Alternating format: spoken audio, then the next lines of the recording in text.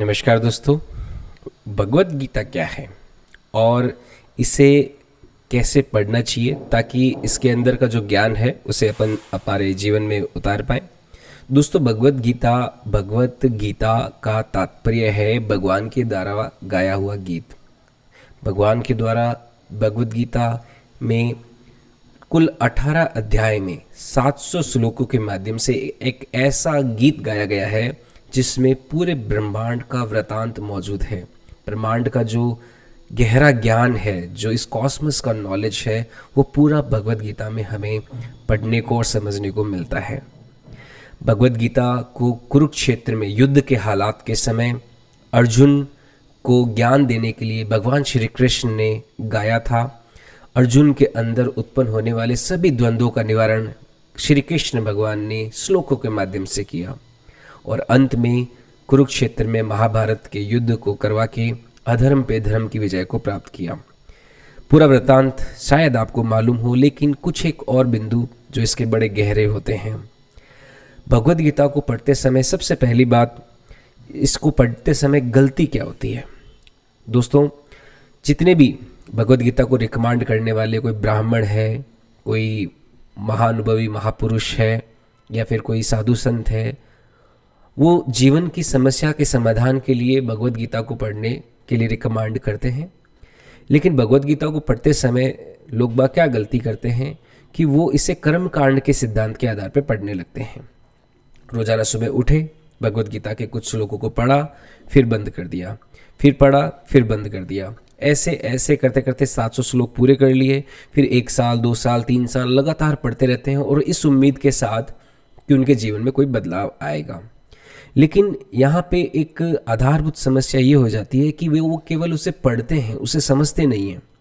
अगर आप भगवत गीता को नहीं समझेंगे तो आपका जीवन नहीं बदल पाएगा, क्योंकि भगवत गीता में इतना खूबसूरत ज्ञान है कि उस ज्ञान को सीखने से ही जीवन बदला जा सकता है।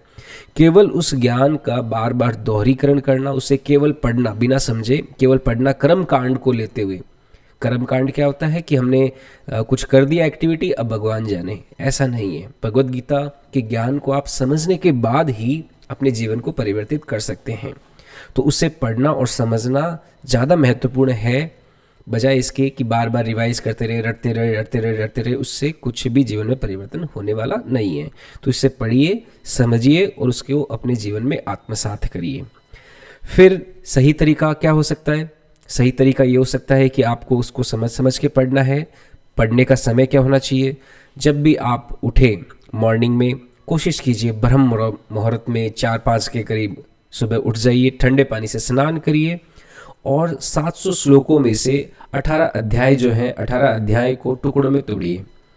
रोजाना लगभग 4 या 5 श्लोक पढ़िए, उनका हिंदी अनुवाद देखिए, श्लोक को बार बार रिसाइट करिए और पूरे दिन भर उस 4-5 श्लोक के जो माहौल में, जो आनंद में डूबे हुए रहें। उनको रिवाइज करते रहें कि यहाँ पे कृष्ण क्या कहना चाहते हैं, अर्जुन उस बात को कैसे समझ रहा है और उसका आपके मौजूदा जीवन के साथ क्या जुड़ाव है। आपके मौजूदा जीवन में जो भी घटनाएं हो रही है उनके साथ भगवत गीता में बताए गए श्लोकों का क्या संबंध है, क्या आपके जीवन में होने वाली घटनाओं से वो सीधे तौर पर जुड़ी हुई है। आप कोई नौकरी कर रहे हो, आप विद्यार्थी हो, आप कोई व्यापार चला रहे हो, आप कोई समाज सेवक हो, कुछ भी हो, आपके जीवन में भगवत गीता के श्लोक जो हैं वो एक परछाई की तरह आपको नजर आएंगे। उनका उपयोग आप अपने जीवन में कर सकते हो।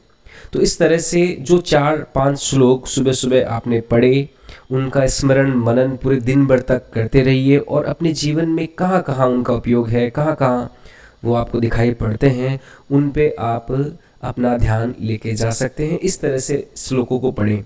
कभी भी 10, 15, 20, 30, 40 श्लोकों को एक साथ ना पढ़ें, टुकड़ों में पढ़ें। 3, 4, 5 श्लोक पर डे पढ़िए, पूरा स्केड्यूल बनाइए। आपको 700 श्लोक पूरा करने में लगभग 2 से 3 महीने का समय लगेगा।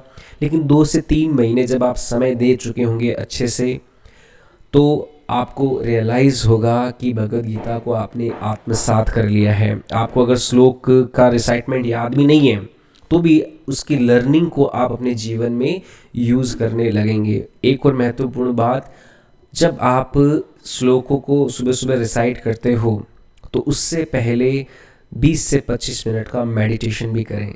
जब ध्यान करेंगे दिमाग एकदम शांत होगा। शांत मन में हम ईश्वर से ज़्यादा कनेक्ट हो पाते हैं, जुड़ पाते हैं, और ईश्वर से कनेक्ट होके ईश्वर के द्वारा गाया हुआ जब गीत गाएंगे तो हमें और ज़्यादा समझ में आएगा, हम और ज़्यादा उसे आत्मसात कर पाएंगे। तो आपके भगवत गीता के सीखने की जर्नी के लिए मेरी शुभकामनाएं आपके साथ है। आप भगवत गीता को जीवन में ज़रूर सीखें जितना जल्दी हो सकता है। जय हिंद, जय भारत।